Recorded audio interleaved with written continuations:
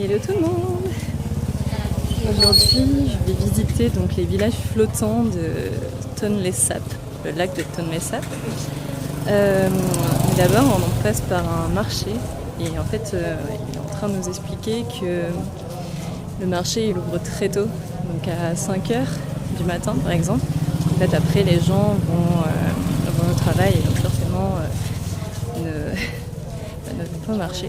Donc ça ne sert à rien pour eux de vendre quand il n'y a personne, évidemment. Et du coup, la principale activité, comme c'est à côté du lac, c'est la pêche. On trouve à peu près 200 espèces de poissons dans ce lac. Et ce lac, c'est le plus grand lac d'Asie du Sud-Est. C'est assez rare en fait ce qui se passe dans ce lac, c'est-à-dire que chaque année, lorsqu'on n'est pas en période de mousson, le Tonlé Sap se jette dans le Mékong. Mais quand on est en période de mousson et de fonte des neiges des montagnes himalayennes, donc ça va jusqu'à loin, et ben c'est l'inverse en fait qui se passe. C'est un phénomène assez rare et ce lac est classé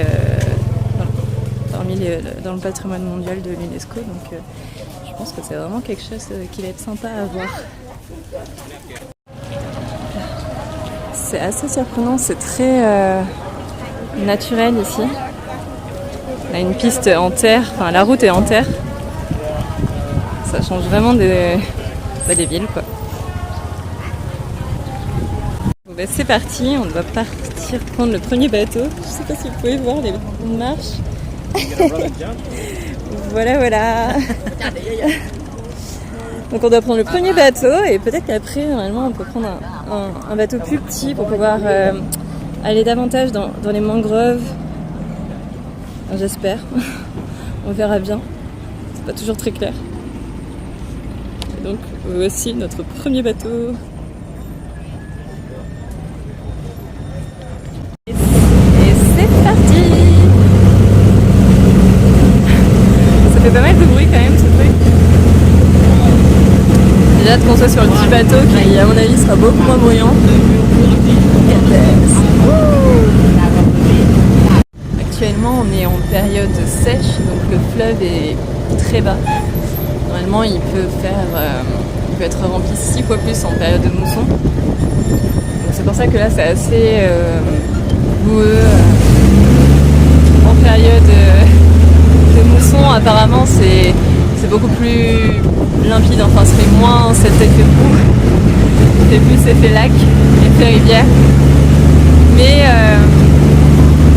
par contre c'est très intéressant parce que du coup on peut voir les rizières et je pense qu'en période de mousson elles sont recouvertes par l'eau, ce qui est très bien parce que ça fertilise les sols et ça leur permet d'avoir de super productions. C'est très agricole en fait autour du lac, justement grâce au débordement du lac en fait.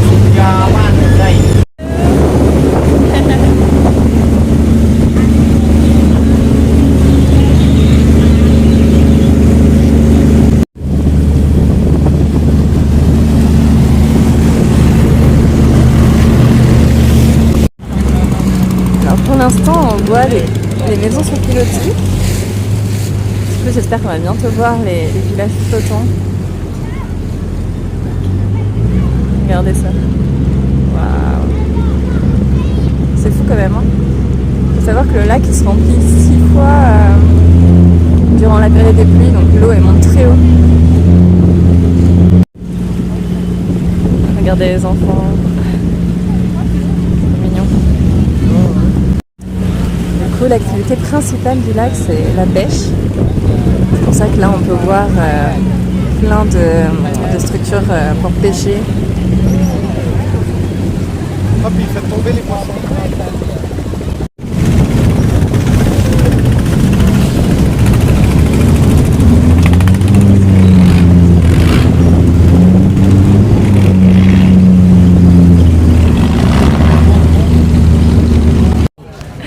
Bon bah là du coup on va prendre les petits bateaux.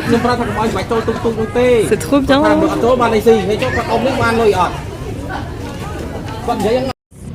Ça y est, on se retrouve sur le petit bateau. Et conduit par cette ravissante jeune femme qui a vraiment de la force de nous porter. Regardez ça comme c'est beau. C'est beaucoup plus tranquille que sur le grand bateau comme tout à l'heure.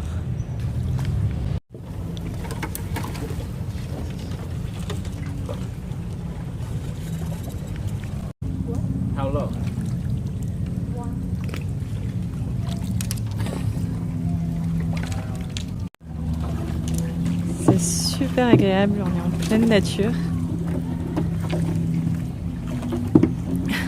Ça a vraiment pas l'air facile par contre de pagayer au milieu de tous ces arbres, de toutes ces racines. C'est hyper joli.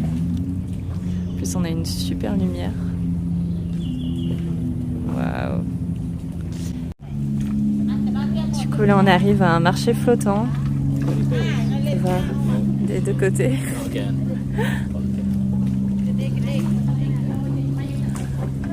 Bonjour.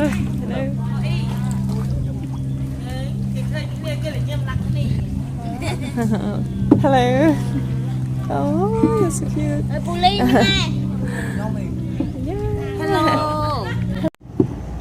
Ici, on peut voir des sacs en plastique accrochés dans les arbres.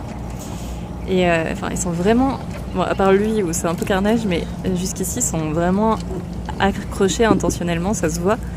Et en fait, on se rend compte que c'est pour montrer le chemin du circuit.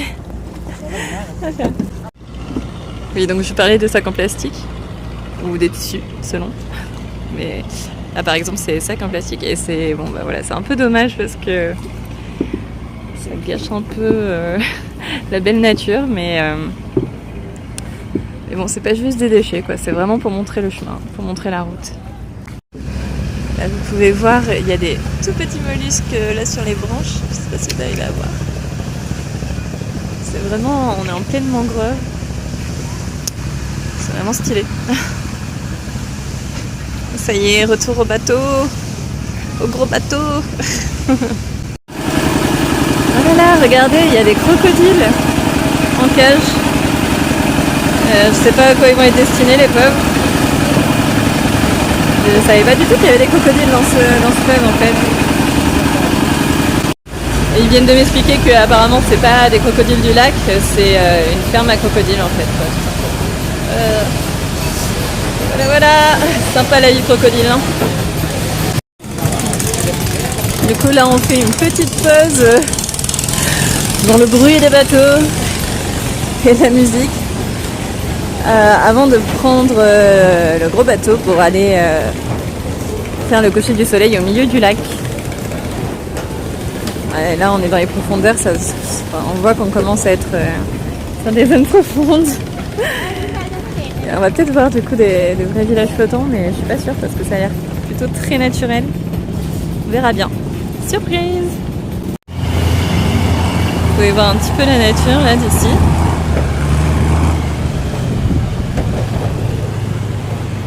La nature. Les bateaux à moteur et ensuite la nature derrière.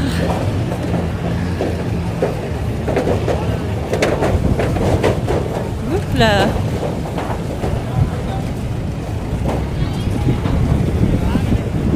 Là on va sur le toit, ils ont fait des choses hyper touristiques pour prendre des photos.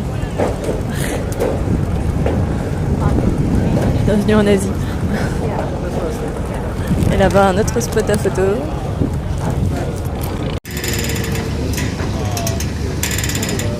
C'est pas le fun, c'est ne pas pouvoir vraiment, c'est le fun de voir. Ah, apparemment, il y a aussi une ferme à serpents. Oh là là, pauvre bête. Franchement. 1 or 2 meters only. Whoa. But from the forest to that side, it's no waters. No waters. So around the lake we have that forest we call fresh mangrove. It's about like 200,000 acres. Wow. It's around the lakes. In raining season, that forest will have waters underneath, but in dry season, no waters. the place where the fish living and have pregnant in raining season. Because raining season the lake is spread out like 3 or 4 times. It's from about 3,000 kilometers square to 12,000 kilometers square. So this is every year always have like this big small like balloon, because the lake was connecting to Mekong River. In raining season, Mekong rivers will have highest water will flow from Mekong into the lake. So right So now, 6 months. Right now, how much is it? Right now it's We are like in between. in between dry season. We already have dry 2 months already, because in October we start no rain. When no rain, Mekong River lower, so the water flew very fast from the lake back to Mekong. It's about 6 months from October till April, May. So it start from June, July will come back. Water will come back. So the lake getting bigger. So when the lake getting smaller, the fish, all the fish that live in the forest were coming back to the lake. Will come back to the lake. So they bring all their family, all their kids, come back to the lake. And all the fishermen, they have changed to catch the fish easily, because the lake getting small, and the time that they can catch more fish. So freshwater fish. So we have more than 300 kind of fish. Some fish grow till like 300 kilograms. It's a big fish. Yeah, big fish. Ouais, j'ai lu que c'était 200, pas But now 300. it's getting less. But also we have a dolphin. Yeah, freshwater dolphin. Moi, je crois But Wikipédia. during the war, many dolphins have been killed by Khmer and our warriors. They're trying to kill dolphin to make oils for boat machine, because the oil we import from overseas very expensive. But now dolphin are going to live at Mekong River. So at Mekong River we have dolphin. We call Airavada dolphins. Yes, we have more than 300 dolphins living at Mekong River. Because right now the lake is getting Why they kill the dolphin? dolphin will take oils for machine, boat machine. Ah oui. Because the dolphin we have big oils, you know, oil they fry it and then they get things oils for burning, for machine boat that we call oil for the boat. One kind of boat we make from we call fish oils, but fish we take many fish to get oils. So we take one dolphin, we can get a lot of oils. So dolphin easy to catch than fish. So it's big. So now it still have at Mekong rivers. If you go to one province we call Kratis province, we have Mekong, or we have dolphin living there, and we can try the boat to see the dolphins. So the lake is considered to be our like big stomach. It's big, our big food place, because we have a lot of fish for eating. So people live around the lake in our country. So the lake is in the center of the country. So our country is like a port shape. It's surrounded by mountain, and we have the lake in the center. This lake is considered like one small ocean. It's biggest lake in Southeast Asia. One ocean. Maybe million years ago it was the ocean, but became dry and then become a lake. Because we have one river for connecting to Mekong rivers, we call Tonle Sap River. That river will flow 2 ways. Raining season it flew to the north, dry season flew to the south. So special river in the world. You know that one river in Asia and one river in here. So this is natural only, man-made. So it's like one canal connecting to Mekong rivers. So flew 2 ways like that, to bring all the water from Mekong into the lake. Every year we have that river about 150 kilometers long. It flew 2 ways. Now it start flow to the south, to Mekong, and then go to the ocean. So that's why the lake getting changed too much difference between raining and dry, because of the Mekong. Yeah. So so it's freshwater bring. All the fish also bring from Mekong rivers because the pregnant age of the fish is when the water flow, so the fish can have a pregnancy and baby. But the living place of the fish is in the lake. So big like forest flooded, the fish can live in there and have a family up there, grow family. So 6 months flood is enough time to grow for fish. So they can catch a lot of fish during dry season. So our lake is considered to be major food of our country because our food is major in our country. We have fish and rice. On the way you can see big field of the rice that they grow. So every day we eat rice and fish. We make many kinds of fish. We have dry fish, smoked fish, especially fish paste. A fish paste very smelly. How smell of that fish? How taste of that? It smell like a hell. A taste like a love. So this is one of the our kind of the fish paste. And the fish paste we have many different kinds, but the smelly one will have more tasty. So every kind of our dish it needs some fish paste in there to get flavor of the fish, to get very taste of the fish. We call fish paste. Even the fish sauce, yeah, you got it. Some fish sauce in our country it made from fish paste. It's a mobile drinking shop. They don't sell everywhere. Oh. They grow some fruit and then the monkey can catch it. Oh là là, encore un beau coucher de soleil de ouf.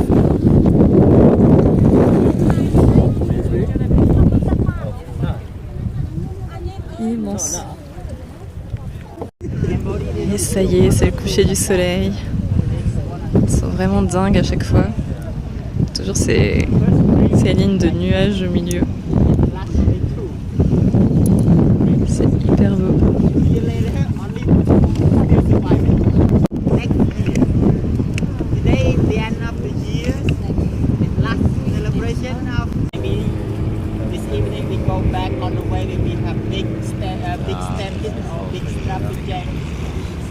Maybe you have to walk faster than you do the bus. Let me see. We have many people from the city, from Phnom Penh, from other cities coming to Siem Reap. We have a countdown tonight. Ah ok. So tonight you have no choice. You have to go and have party. Anyway, Ce soir on n'a pas le choix, on doit aller faire la fête. Fireworks at night. Oui, il y a le feu d'artifice ce soir, c'est vrai. Apparemment, les gens ils viennent de Phnom Penh juste pour faire la fête ici. Incroyable. Que Phnom Penh c'est la capitale quoi. Le beau drapeau avec encore dessus. Un sacré coucher de soleil. Look at the sunset. Yeah, every year. Yeah.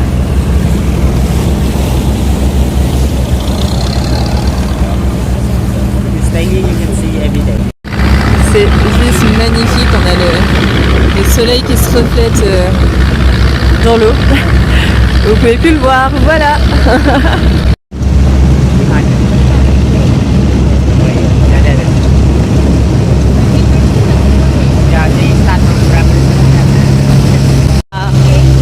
Là on voit un petit peu la réflexion.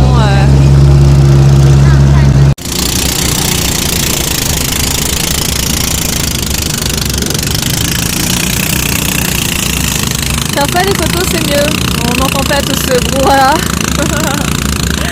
Là on est dans la vraie vie là. Hein.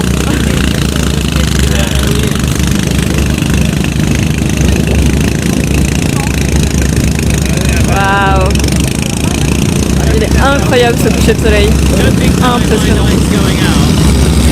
Et allez, un deuxième.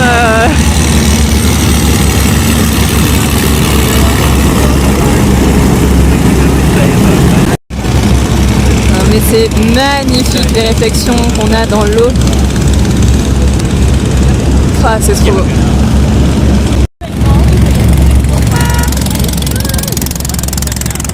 J'essaie de vous parler, mais je suis pas sûre. Ouais, c'est bon, là je pense que ça devrait le faire. Bah, du coup, la sortie est bientôt terminée. On va arriver au port, on va récupérer les bus et on va rentrer à l'auberge. C'était vraiment hyper beau, hyper sympa. C'était 5 $ quand même pour le petit bateau et ça a duré vraiment pas très longtemps. Mais en même temps, c'était la partie la plus agréable. Bien que gênante de se faire transporter par la force des bras de cette jeune femme. Alors qu'on était 2 sur le bateau. Enfin, un côté malaisant, mais c'était très beau. Voilà, que dire.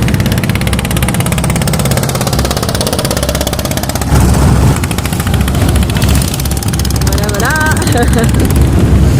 Mais sinon vraiment je vous recommande cette sortie, c'était hyper sympa. Et là on va essayer de faire la fête ce soir, je sais pas trop où encore, mais et apparemment si tout le monde vient là c'est qu'il faut vraiment faire quelque chose.